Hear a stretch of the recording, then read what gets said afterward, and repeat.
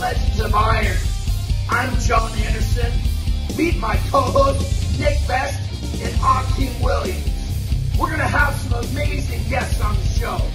Buckle up tight, because we're going to be talking about the shit you're not supposed to be talking about. We're going to be discussing anything and everything it takes to become a Legend of Iron.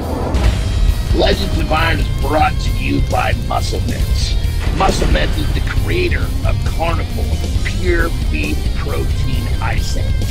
Beef builds muscle, and Carnivore is the world's #1 selling beef protein.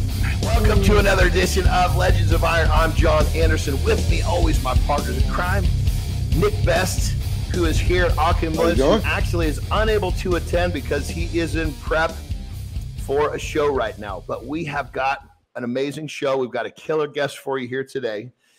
This lady holds the current American record for the axle clean and press, 272 pounds. Oh, my Lord. Corey Butler, welcome to the show. How are you today? I am great. Thanks for having me, guys. Super excited. Absolutely. Corey. Yes, and Nick, we got to give Corey some props because today is actually her birthday. So she's not only, it's not only her birthday, she's made the time for us. So thank you very much, Corey. That's great to have you on the show. Nobody else And I'd happy rather birthday. spend it with. Thank you. Yes. Well, you're clearly an ass-kicking machine. So why don't you kind of go back to the beginning? When did you start becoming an ass kicker? Was this like, were you bred into this, or did this something you start doing later in life? So talk to us. How did you become involved in strength? So I've always been an athlete. You know, my parents were athletes, and so I was kind of brought up in that type of environment. So I've always done some kind of sports, basketball, volleyball, track, the usual stuff. I bowled. I don't know if you really call that an athletic sport, but my dad was a big bowler, put me in when I was young, and was really competitive up until a few years ago when kid activities kind of took over the free time, and then, training and stuff takes priority now. So as far as like actual strongman or I did powerlifting for a short bit before I started strongman, and that was about 2014. I started competing. Started off as just a generic, like wanting to get into shape post kiddos, get back into shape post kiddos. And one of the trainers at the gym that I was at the time was training for a local show and wanted somebody to train with, and asked if I wanted to jump in. And the stereotypical, once you try it one time, you get bit by the bug and you fall in love with strongman. That literally is what happened. I think we did Atlas Stones the very first training session, and I knew it was for me. How long ago was this? So my first show, the first competition I did was 2014. So like that 2013, 2014 time frame in there somewhere. Yeah. So were you like always really strong coming into it, or did you develop this major strength within the training once you started in that 2013-14 time frame? Yeah. I've always been a thick girl. I was always, it was never one for thigh gap, to have a thigh gap or that's any good. Of that I don't like. I think the thigh gap is terrible. I want no gap. Just like that. That's perfect. Yep. That's my entire life. So Oh my God. Who wants a thigh gap? Yeah, but on that level, Corey, I love it. So I love the fact that you just come out with that, because for me, a woman's got to be 150 pounds plus, and there's got to be this. If there's a gap, you don't qualify. You're not even in the running. I blow both those criteria out of the water. Oh, yeah, there you go. There you go. You check both those boxes. So, I was always, it was a little different for me growing up. Like, strength sports for girls were not really encouraged. So it was, stuff we did for high school athletics was basically the only exposure I really had to the weight room.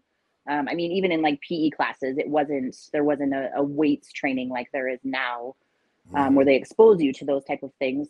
CrossFit gyms weren't really a thing when I was, growing up and doing my initial dappling in sports. So it was really just the basic Smith machines and dumbbells and very bare minimum on weight training. So I would say, athletic ability, yes, I think I naturally have that. But as far as the actual strength and the love of strength sports, that really happened when I got back into the gym here, eight-ish years ago. Wow. Okay. So when you did track and field, what were your events in track and field? Sprinter and a jumper. So I'm 6 foot tall. I was mercy. Yeah, okay, this is telling it. I knew you were tall, but I didn't know you're 6 feet. Shit, you're actually. There's another one of those boxes. If we get right down to it, you're taller than I am. Jesus Christ! After a couple of back surgeries, I mean, give me a few more 800-pound yoke runs, and I might drop down a few inches. Isn't it crazy how you just kind of get as that spine compresses, you just kind of slowly get shorter? Oh my goodness.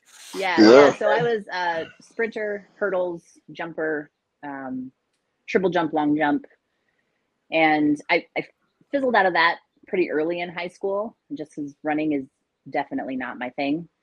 Short distances I'm okay with, that 60-second time frame. I'm good with that, but focused more on, I really wanted to play volleyball in college, and actually got hurt my junior year, and they dicked around with the injury long enough that I didn't have surgery until my senior year. So that kind of. What was the injury? I tore 2 ligaments in my right ankle. I went up for a block.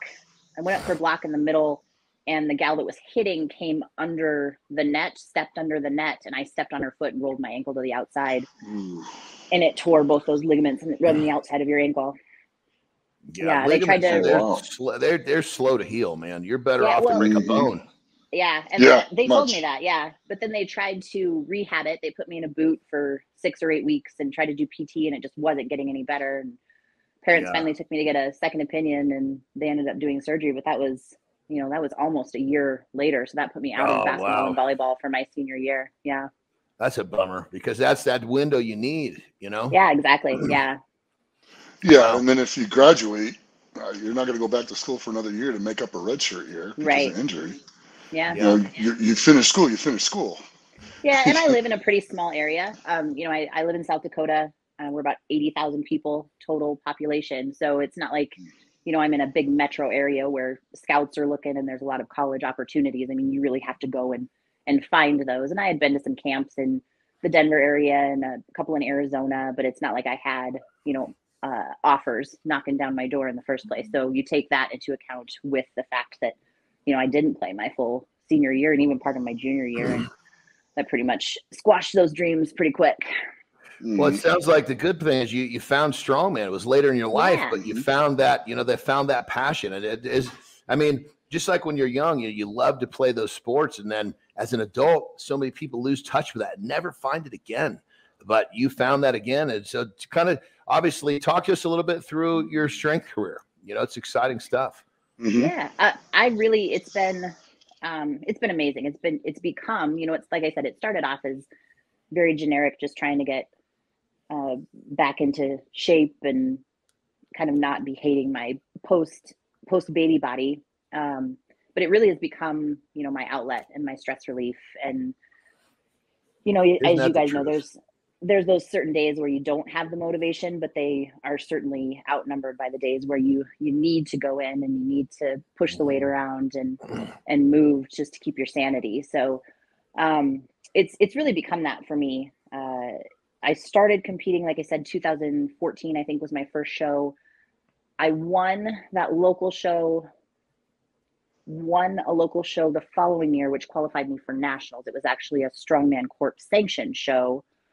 So I went to nationals my first year, and when I first started, at this point in time, I had moved over to a CrossFit gym. And so I was kind of training both the strength stuff and the CrossFit stuff kind of simultaneously. I got my dick kicked in my first nationals. I can say that, right? It's always you can cuss like a truck. I just love the fact that you're brutally honest, because a lot of times when you take a whipping like that, it's hard to admit it to yourself.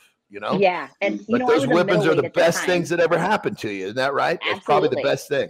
Yep, because after that contest is when I decided, this is what I want to do.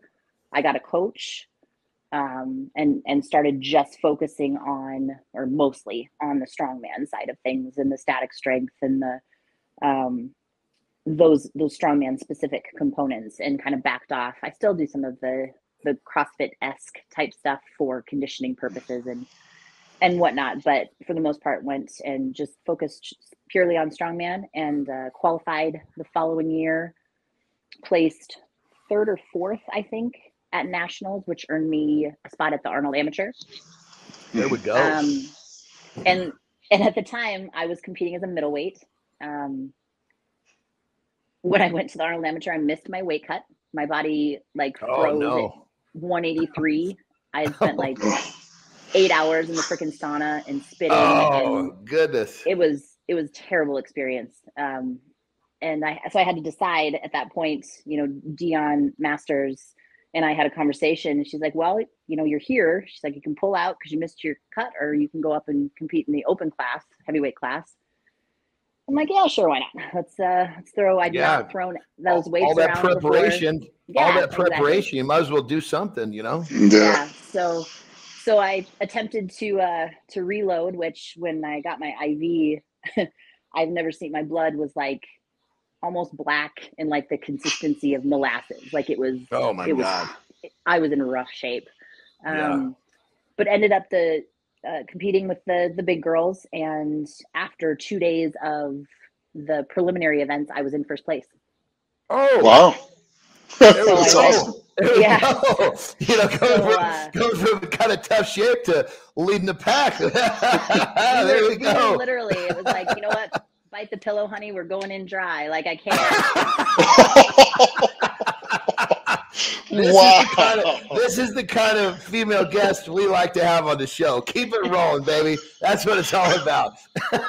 My goal was to, like I said, I had never touched any of the weights that we were expected to do. So it was really just have fun. And if you get a couple of reps, or a couple of PRs, it was literally, I think I looked at a friend of mine and I'm like, all right, so we're going to pull and pray. That's what we're going to do. We're going to go out there and do our best. And but isn't it crazy? That's when you perform. Sometimes you have your best performance when you're sick. You didn't sleep well. It's when things are not where they're supposed to be, when you have those breakout performances. And I love to hear these stories. I really think it was the fact that I had no expectations. I really, there was no pressure. I expected myself to do poorly. And so I did make it to the final stage that 3rd day, and ended up 2nd place overall. But the girl who had beat me out, which was Jessica Fiffen, had already earned her pro card by winning nationals, I believe. So I was the 1st place amateur, I guess you could say, and that awarded me my pro card. That was in 2018. Wow. So I've been doing, and then after that, it's been, those pro shows with Strongman Corp ever since. And then, some other, I competed at Clash for the Record Breakers, that very first inaugural Clash, competed at WUS in Dubai for their first ladies show. Be doing Shaw Classic, his first ladies show coming up. And so it's just kind of kept the ball rolling from there. Yeah. How's the prep for the Shaw Classic going? Yes. Good. Tell us. Actually, really good. So I have kind of foregone, America's Strongest Woman, which I've placed runner up at the last 2 years. They went to a qualifying format. So they had qualifiers that you had to, I think, place top 2 or 3. And I kind of forego those to try and focus more on gaining some static strength to go into the Shaw Classic. It's a pretty heavy show. The Arnold was pretty heavy. Yeah, 560. The yoke I think is 680. 660, isn't it? Something like that. Deadlift for reps at 500 pounds. Log press at 220 for reps. So I mean, it's no joke. He's putting it out there for us. Brian is. Yeah.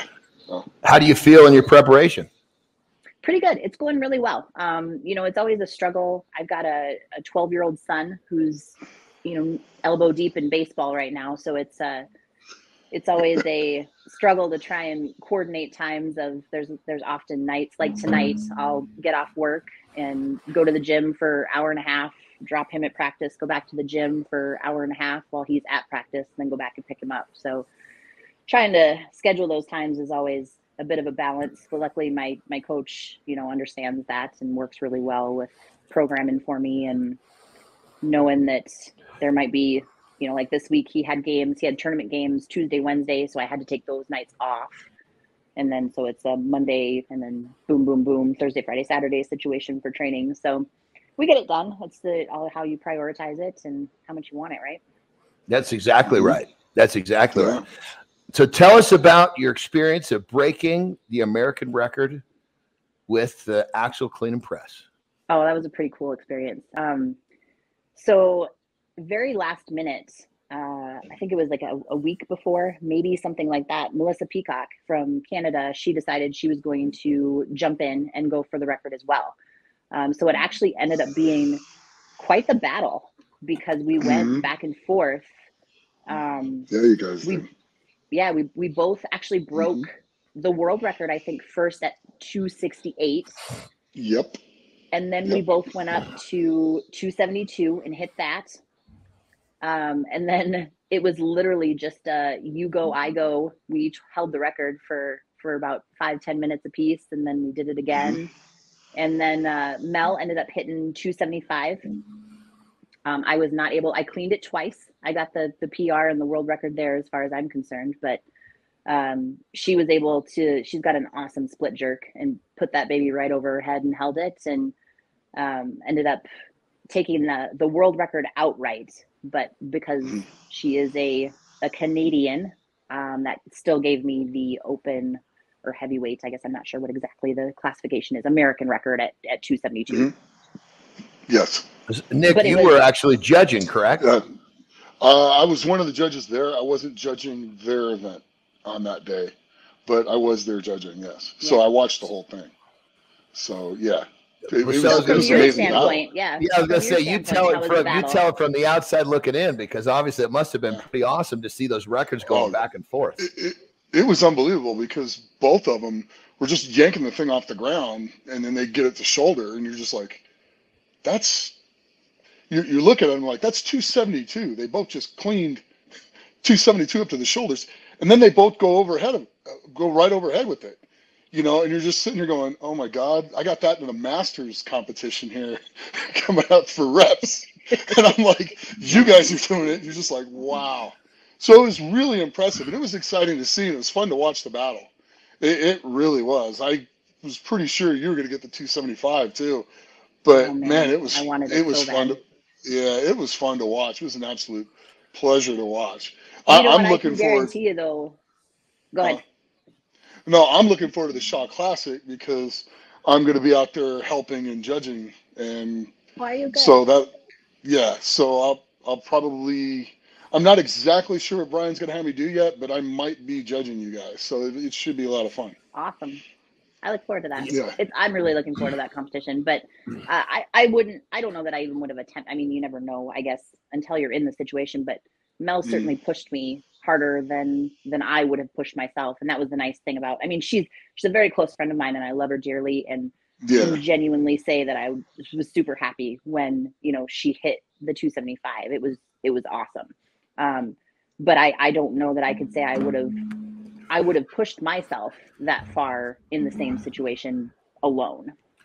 Well, that's what I was going to say. You guys have this amazing dynamic where sometimes we've all been in that place where it's that, whether it be the person that you're going back and forth with, or the environment, the electricity in the venue, where without that, you guys wouldn't have taken that to such heights. And that's where you see records that get broken and stay for a long time. So it sounds like you guys kind of fell into a perfect storm for setting that record. We did. That's going to be like, that's something that you're going to have in your memory bank for the rest of your life. That's going to be, for sure. Yeah. And I would like to at some point hit, I would really like to go after that 300 number. I don't know when or where that would happen, but that's definitely something on my radar. Yeah, that's really cool. Somehow I got a feeling if you really want to go after that, all you have to do is let some people know, and that'll probably they'll make that happen. Yeah, fingers crossed. It was, I just gotta... it was yeah, but it was so entertaining and so much fun to watch. I mean, just the proficiency that both of you guys had, especially, I mean, cleaning it twice. Good grief. I do not recommend that for those watching at home. Do a double and then try to, right? And then pour it to come down on your head. I would not recommend that either. Yeah. Your nugget's not made to take a 275-pound axle on the top of your head. No, it doesn't work out so well. And the crowd was great. I mean, we were right there in that parking lot right next to the beach. So you had people coming in from the beach. There was a huge crowd around you, and it ran really well too. I mean, even with the TV production side of things, and it was just, they were very good about communicating our times. Tyler Purdue was there to make sure all of the weights were spot on and to know, like, here, what do you guys want to go up to? Okay, we're going to make it this. So it was so well run. It was fantastic. It was such a cool experience. So what do you think? Do you think in terms of your, like right now, do you feel like you've actually bettered your ability to break that record in terms of since between here and the time that you did it? Or do you feel like that's something that's going to take some progression to get past that? So my statically, my overhead has gotten better. I just actually hit a 200-pound strict press, but it was on a log. Oh, mercy. So I do think I've gotten stronger. I just will have to get reacquainted. You know, I haven't touched an axle since the Rainier Classic a year ago. So just getting reacquainted with that axle and the Continental Clean and those little things. But yeah, I definitely think strength-wise, I've progressed, and I don't know if necessarily 300 is there, but I'm pretty confident I could now get that 275 or more to stay overhead for sure. There we go. There we go. Yes, that's what it's all about. You know, I mean, because keep in mind, you broke it once, you can break it again. Yeah. Yeah, absolutely. You know? Oh, for sure. And the desire is certainly there. Like I said, happy as can be for Mel, and I'm so glad that, you know, she was there to battle with me, but I definitely want my revenge on that axle. So here's a question for people out there watching the show. How long would it take you to get reacquainted with the axle? How many weeks do you think it would take you to prepare to go after the 300-pound axle if you made the decision? To fully like transition into that and make a record attempt, I would say probably a minimum 6 weeks, maybe more like 8. Okay. It could go faster, I suppose. I think it's more like it wouldn't take me very long to get reacquainted with the actual technique of the axle. But definitely some prep and trying to get that big a number. I mean, 300 pounds over your head is no freaking joke especially for a female. For anybody. Yeah. So, yeah. Well, yeah. Yeah. Yeah. I mean, that's one of those things where, you know, it literally, like Nick just said, it's for anybody. Those are weights that are challenging for humans. That's 90% of the guys that are going to gyms aren't going to do that. Well, so, I mean, look at the weights at the Arnold. I mean, our yoke medley was 600, 700, and 800 pounds. And you had some girls that crushed all 3 of those.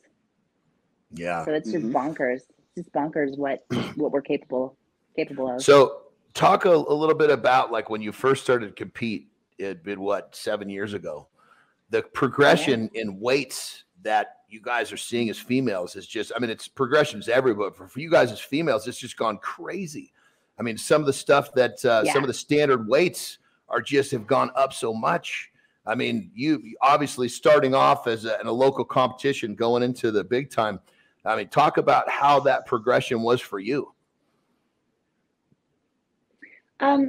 You know, for me, it wasn't quite so drastic, I guess. It was definitely a progression. I mean, going from the amateur level to the pro level is definitely a bit of a culture shock.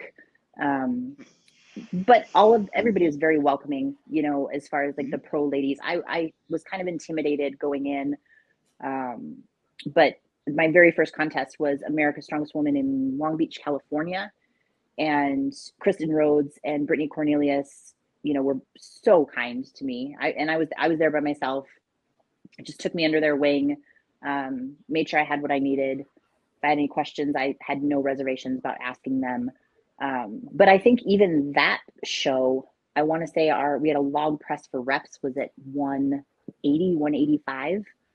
And now we're, stepping into Shaw Classic, which, like I said, is 220 for reps. Jesus so it's Christ. definitely, I mean, it gives you something to strive for, though, right? Like, you don't want to be complacent in your training. You don't want to be complacent in competitions. You want that push. You want to continue to progress and have that motivation to do so. So I enjoy it. I mean, I do think that there's obviously a cap on which you're just trying to be silly and cause some injuries. And I mean, at some point it becomes maybe a little too much, but I think so far my experience has been a good mixture of that, but it definitely has skyrocketed. And I think that's due to the level of, talent that is up and coming in strongman. I mean, you have so much exposure to it now. It's becoming more popular, amongst the women, and people are watching it and getting more involved. So you kind of have to. I mean, you have to up those weights and make it not only challenging for those ladies or even men coming up, but I mean, you got to give people something to watch too. It's a spectator sport for sure. No, 100%. I mean, the men went through this about 6-7 years ago, where the weights jumped from like the early 2000s into the mid 2015s ish. The weights went from A to Z, and I think we've kind of found a happy medium for the guys now, because they're not throwing these unbelievably nuts numbers out there anymore. They're kind of figuring out, okay, if we keep pushing this envelope, we keep losing talent and we keep breaking guys. They're still doing super freakish things that people just can't do, but we need to. They stopped breaking guys as much. And I think the women are going through that now. And probably within the next year and a half, you guys are going to hit that happy medium where they'll get that combination right with you guys on the weights. Because some of the stuff you guys are starting to do is getting to where it's like literally bone crushing for anyone that would want to step underneath that. So it's for sure. But it's still amazing to watch. But you just don't want to see people to break themselves. Exactly. Like it needs to find the balance between being entertaining and really, being scary as far as injury prone and like you're talking about, World's Strongest Man being the TV production that it is. You can still do like they did the Gnac, or however you say that brand name. The Gnac. The production value is still there because you've got those big toolboxes on a yoke or whatever, but it doesn't necessarily have to be 1,500 pounds. Right. Yeah. Right. No, exactly. So they did like 1,100 pounds, I think, this year for 50 feet, I think, with the medley, with the two boxes as well. So, they load the two boxes, then ran the yoke, and it was actually a really neat event to watch. So and the guys that were really good did really well, and the guys that were in the middle of the pack struggled, and there's a couple guys that didn't do so well with it. So I think you're going to have that regardless. It's exactly it, because they want, some people need to excel, some people that have trouble, and some people need to kind of fail. That's how they're setting it. The weights just, I mean, guys are getting so much, and females, all of you guys are getting so much bigger and stronger. They have to keep raising that bar. Otherwise, everybody's ripping. It becomes a speed race, Well, and you're really, I think we're gravitating towards strongman becoming more of a well-rounded athlete sport. Like you do have some people like myself. I'm weaker at the static events. I move really well, so I prefer a yoke or a farmer's or a Hustafel or something that I can showcase my speed and my athleticism. Whereas I'm not going to be as strong on a 500-pound deadlift for reps as Victoria Long, who's a powerhouse, or Inez, who's an absolute powerhouse. Those girls. But I think we're gravitating more towards having that best of both worlds. Like, it's not the huge power belly anymore that's just going to pick things up and put them down. Like you're seeing more athleticism now, which I like, because that's kind of my wheelhouse, Well, having a mix, obviously having a mix is, going back to the beginning of time, there was always some bit of movement and strength, So anyway, Well, so let's go back to kind of your beginning. You know, when you first started off, you get into the sport. Like you said, you got bit by the sport. You know, you got bit by the iron bug. You couldn't get enough. At that part of your career, what were some of the ladies you were looking to in terms of, like, you know, the people that you were like, man, that you were kind of looking at these going, I need to get where she is? Kristen Rhodes was a big one. Mm-hmm. Yep. Donna Moore, you know, she's always been somebody that I have looked up to. Even Andrea Thompson, Brittany Cornelius, she's younger than I am, but still came up a lot sooner than I did in the ranks, and is, you know, somebody that I became friends with. So having, you know, those were the ladies whose social media feeds I would watch, or YouTube videos I would search for. And it's surreal to me to be competing with those ladies now. Like, you know, that WUS stage, for example, I was with Andrea and Donna, and it was just unbelievable and they're the sweetest women. You know, you don't know how you're going to be received when you're up and coming into the pro ranks. And I mean, they're some of my closest friends now. So it's been kind of come full circle. It's been totally surreal. But Donna and Andrea and Kristen, and I'm sure there's people that I'm leaving out, but those are the ones that come top of mind. Well, you know, what you're saying is so true, especially in the strength world, strongman especially.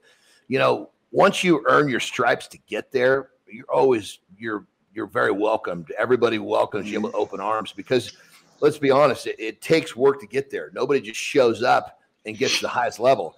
And you got to grind, you got to sweat, you got to bleed, you got to sacrifice. Once you get there, it's like hey, we got someone new in the club. And it's really cool that you got to experience that too, because unfortunately in other sports, it's not that way. It's not always so welcoming, you know? Well, and I've even had people comment, you know, I'll get some DMs from time to time asking me, can I get your advice on this? Or somebody will send in a DM and I'll send a response, and they're like, I can't believe you're so approachable. You're so kind. You're willing to, you know, talk. And I think every sport's going to have some bad apples. Like, there's people that are genuine assholes in the world.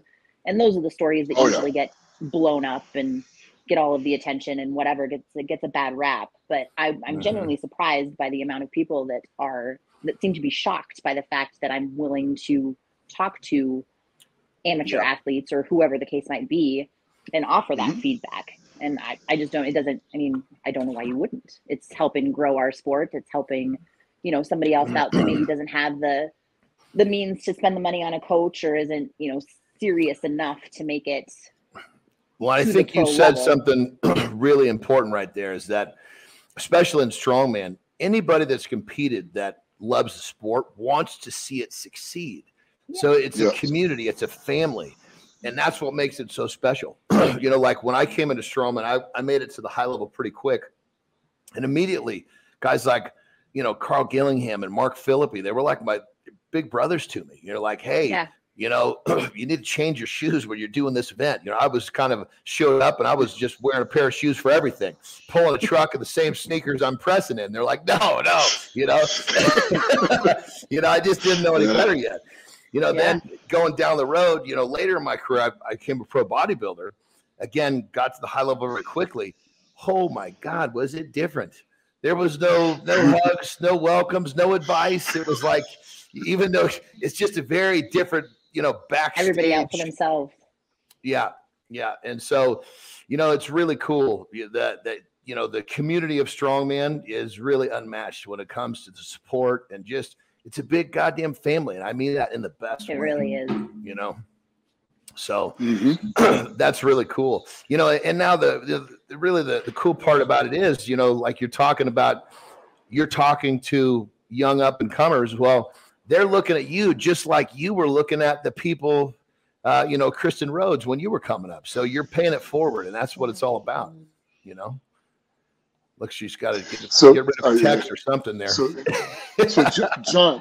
John, check this out. Do you remember 2004 at UNLV? Yes, I do remember that. That was my first ever pro strongman. That was my third contest, first ever pro I was shitting in my pants there for sure. But you were there, yeah? Yeah, I was there. I remember watching you carry the frame. And doing the frame. It ripped your hands open. Yep, I remember that. The thing is, my first ever pro contest, right? And I literally show up and win the first event. I'm like, holy shit. What's this show's not about me? Where did our guest go? I'm right here. There she is. There you are. I had my phone on Do Not Disturb, and somehow a phone call still came through. So sorry about that, guys. No worries at all. Yeah. No worries at all. I was pointing out how it's really cool, when you were coming in, you were looking to the, some of like Kristen Rhodes, and now you have people looking to you and you're paying it forward. And I think that's really fucking cool. It still surprises me. There's a gal who reached out to see if I would help her like her coach kind of bailed on her last minute, and she was doing USS Nationals this last weekend. And I offered to, help her through the last little bit of her prep, and she's thanking me and, can't believe that I would help her out like that and this, that. And it just doesn't, it seems so surreal to me. Like, I don't really think I'm that big a deal. But people actually look up to me and the things that I post and find some of those things inspirational and motivating. And it just doesn't seem like I should be that person. Well, but keep in mind, one of the things that's really cool about you is that you stay humble. And that's what makes you so approachable. You've done some great things, but you still hold yourself in a way where people feel they can come and talk to you. And again, that means you're part of the community growing, because you're trying to assist those beneath that are trying to come up. And that's, again, really cool. It just kind of sums up the sport of strongman in a nutshell. Everybody's helping everybody, one big family. Doesn't get any better than that. I agree. Yeah, really cool. So talk to us about, if you could push a button and basically let's saying, okay, well, this is where I want to go. Obviously you got to work to get there. But when I say push a button, like give us a quick glance into your future. If you got to plan where you wanted to end your career, where is it? Oh, I want to transition out of, whether it be the pro level or into coaching or whatever. I don't want to overstay my welcome. I guess we'll summarize it that way. Like, I don't want to get to the point where I'm unhappy with my performance every single show, where I'm fighting myself tooth and nail to get training in, where I'm getting my ass kicked, coming in last every show I compete in. Like, I want to go out on a good note where I feel like I'm leaving the sport with something and proud of when and how I'm leaving the sport. Like I said, if that puts me into coaching some athletes, super awesome. If that, transitions into judging or, helping with shows and that kind of stuff, like, I still want to be part of the family and part of the community. I have tons of close friends. And I mean, I feel like this is where I belong. But I don't want to, as far as from a competitor standpoint, I don't want to overstay my welcome.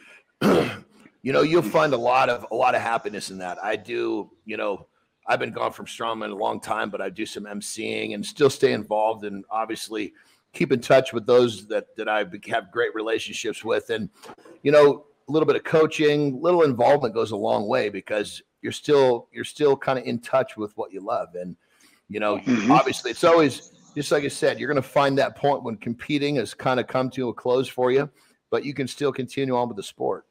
So I'm sure you'll find a place, especially coaching, if you want to, because you've clearly found a formula that works. Well, I should probably give more credit, equal credit to my coaches for that. That's having them, the programming side of things. Part of my downfall is I'm very hard on myself. So if I terribly mental person, which I guess can be a pro and a con, but you go into the gym expecting, I just switched over fairly recently to like an RPE training scale instead of doing a percentage-based scale, which has really worked out well for me, because I get in my head, 80%, you should be, it's 80%. You should be able to hit this. Well, not every day is going to be an 80% kind of day. And that's sometimes very hard for me to wrap my head around and not beat myself up about. And that's been the, like, if you asked what my biggest struggle has been, that would definitely be the catching the mental side with the strength side for me, because I'm definitely my own worst critic.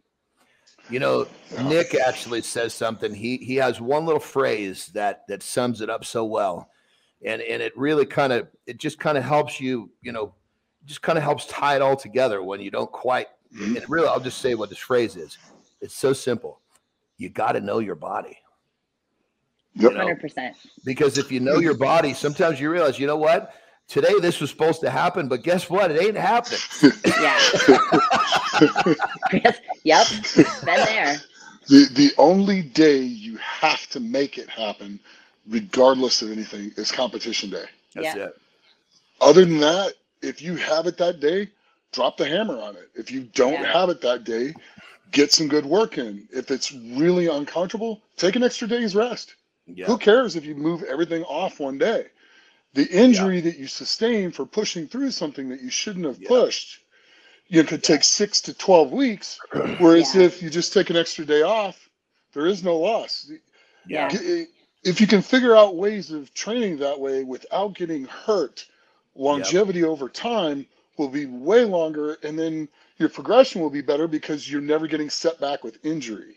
Yeah. And not getting set back with injury is the absolute killer of progress. So I mean, it's okay to bang yourself up a little bit in training. It's okay to get a little banged up, but to actually have an injury in training is really, really counterproductive against the whole project, you know? So for sure. I love Nick's phrases. You got to know your body, meaning, okay, I was supposed to do this today, but if I do, I'm risking way too much. You need to put that on a t-shirt. That's marketable, my friend. And unfortunately, you're doing that soon. A lot of people think that's, oh, don't be a pussy. No, this is not about being a pussy. This is about being smart, you know? Being a pussy is, oh, I don't want to train today. Okay, it's not like I can't do this big weight today. It doesn't mean you're going to go home. It just means you're going to alter your training for the day, you know? Yeah, I too often have that internal conversation and call myself a pussy, and I do that too much. I do the same thing. But you can call yourself a pussy and still talk yourself off the ledge of trying to do something silly. True. Yeah. I mean, there's been days where I still want to get work in, but it's just not there. There's been days where I just go, you know what? I'm just going to do some real light stuff, and I'm going to stretch. Yeah. I'm going to work on my mobility. Piss on this. Yeah. Because 1 week is not going to make you any weaker. Yeah. And a matter of fact, you might come back the next week. You go stronger. Yeah. Because in those situations, like breaking a sweat, stretch, do whatever you got to do to progress through whatever's going on, because ultimately you're not feeling the way you want to feel because you're not recovered. Well, yeah, and there's so many things that go into that, you know, our food, our sleep, our stress level. I mean, there's just so many factors when you get to this level of a strength sport, so many factors. And if one of those is off, generally you're not going to be at your best. Absolutely. Yeah, for sure. Absolutely. I mean, and I'm guilty of that just as much as anybody else. You know, I had COVID, a week ago.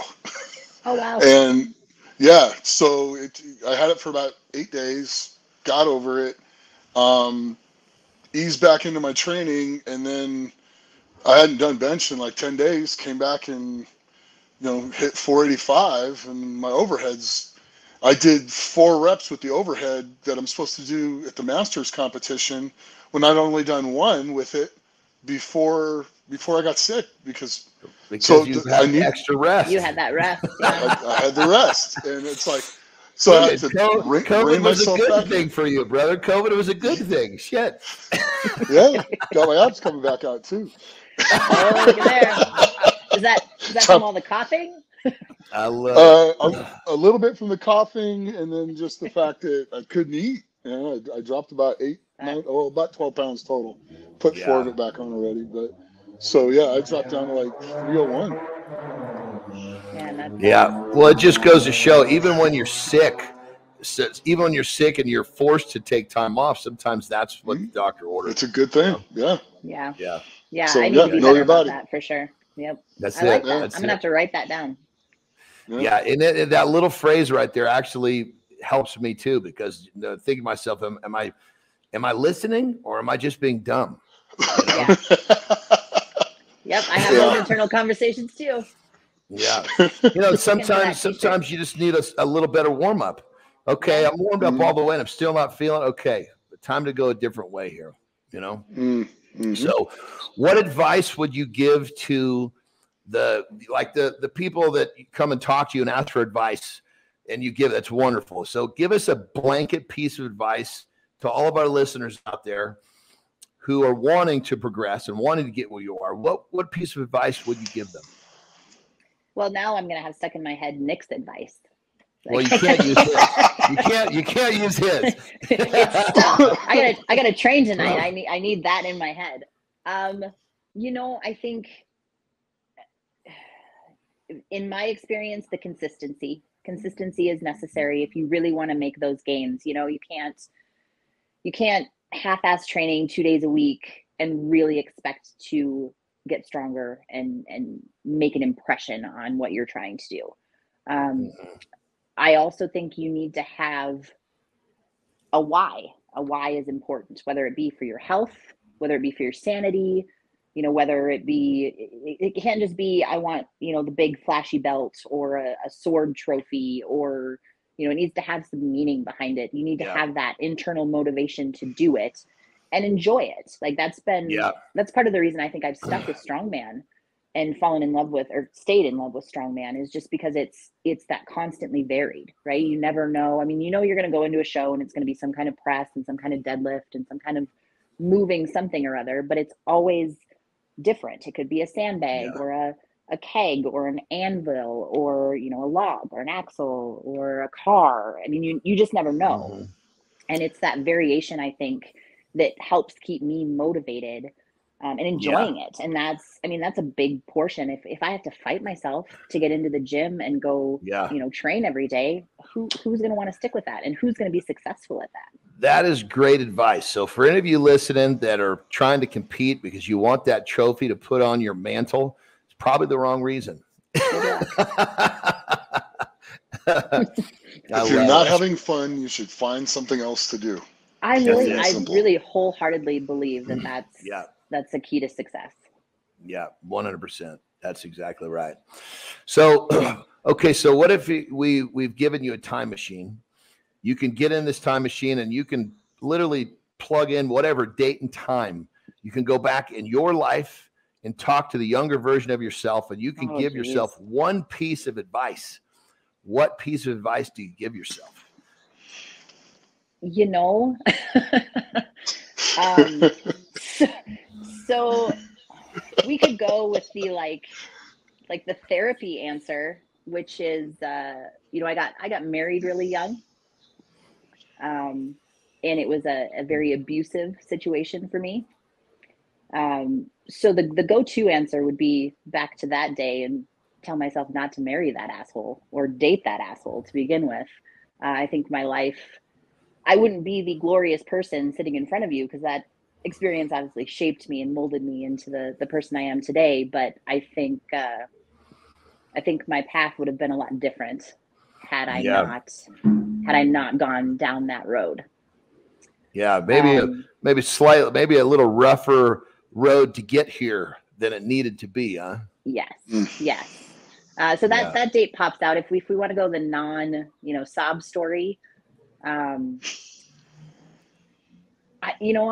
whatever day that I could have pushed myself to maybe get into weightlifting or some kind of strength sport a little sooner. I think that's something that's brought a lot of joy and a lot of success into my life and has changed me as a person for the better.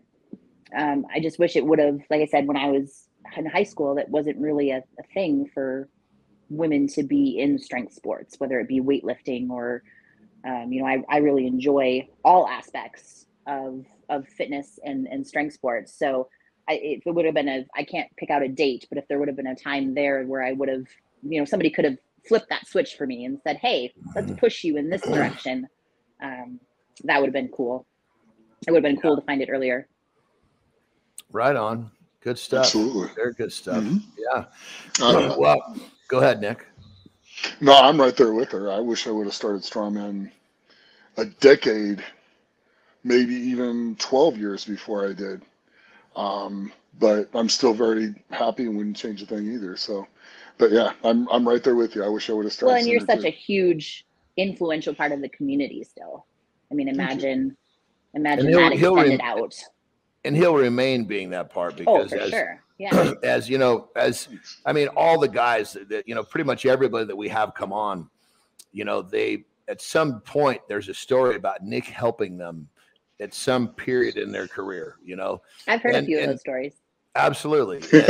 And, yeah, you know, and it's like, it's literally, it's really rewarding. I remember when Nick came into, I don't know if you were giving me, do you remember this, John? Well, do you remember this, Nick? It was a California contest. I had retired shortly before I was announcing, and you were saying, hey, I'm having a trouble with cleaning this axle. So I gave you a little advice.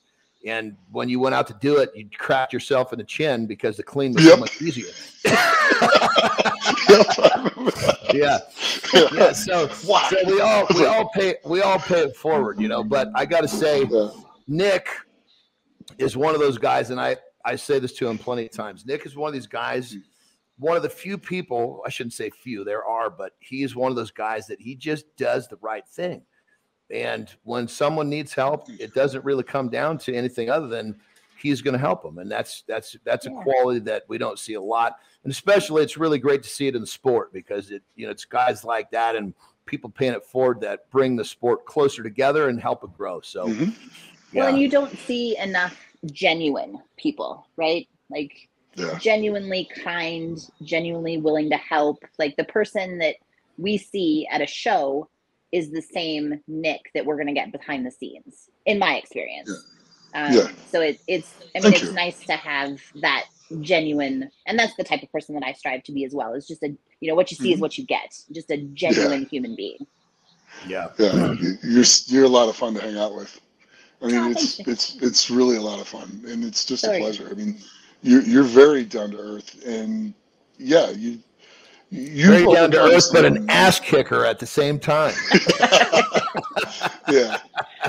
And I got the dirtiest mind of anybody you'll ever meet. So I'm like a 13-year-old boy. Which is a good guest for a podcast. So it is. If nothing else, I am entertaining. That's what I told people that so many times. If nothing else, I'm entertaining as shit. Yeah, I agree with that. I would. What was that? A little bit ago, she's like, "Okay, bite the pillow. We're going in dry." That was good. It took me a second to process that that's what you were talking about. But I was like, "Yeah, I like this kid. Let's go." Well, and you're a great mother too, and that's the other thing. The love that comes out of you for your children and other people is also just as impressive as everything else that you do. That is the best compliment. It just makes me have that much more respect for you. So, thank you. I appreciate that.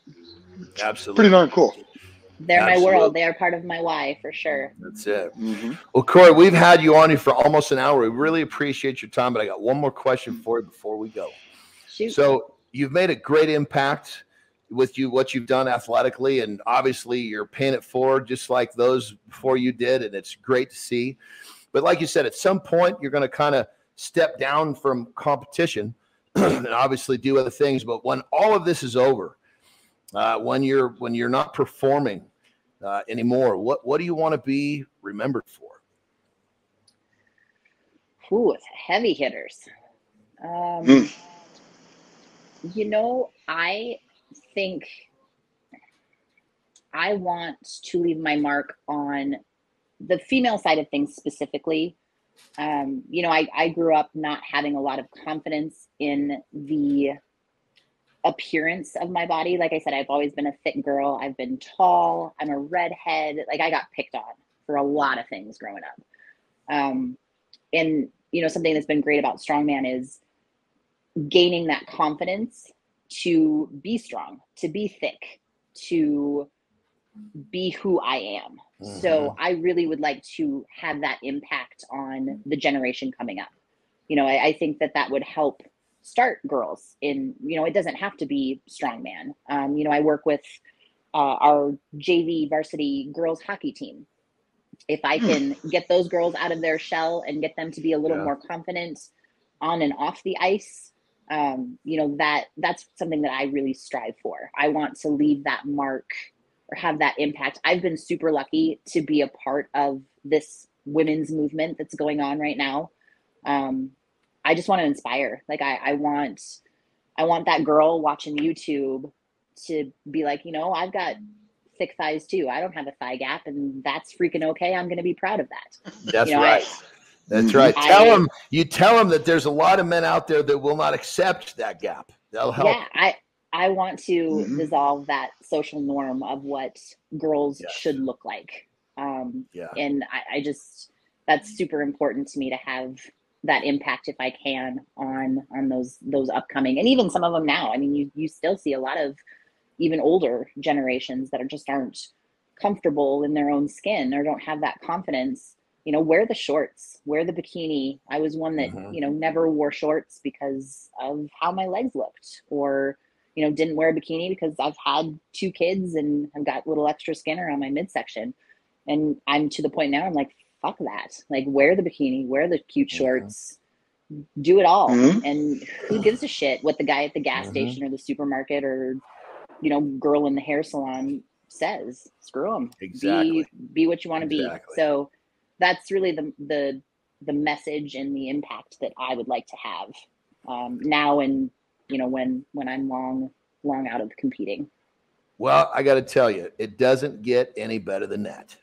No, that was cool. You make me blush. That was great. That was great. I love it. Well, Corey, I got to tell you, it was so much fun having you on the show. Before we say goodbye, Nick, do you have anything else you want to say? No, just that was an awesome. Thank you for coming on the show, and it's always good to see you. I look forward to seeing. Oh, absolutely. I look forward to seeing you at the Shaw Classic. It's going to be a lot of fun. Yes, 6 weeks. Yes, I know. Yes, coming quick. Yeah. And Corey, we really, really want to thank you for coming on, but more importantly, thank you for carving out this time on your birthday. That's really special. Yay. So, and happy birthday. Thank you. Where's my song? You ready? 1, 2, 3.